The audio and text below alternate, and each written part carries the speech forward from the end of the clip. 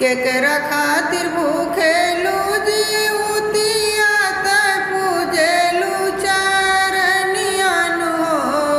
केकरा खातिर भूखेलू जीवतिया तै पूजेलू चरनियान हो। हे सखी केकरा खातिर मांगेलू आशीष त गाई गाई गीतियान हो। केकरा खातिर मांगलू आशीष त गाई गाई गीतियान हो। बेटा खातिर करेली जीवतिया त पूजिला चरनियान हो।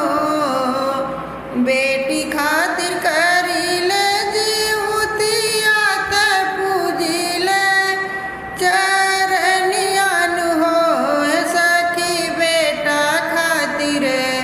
मांगिले आशीष त करिले जीवतियान हो।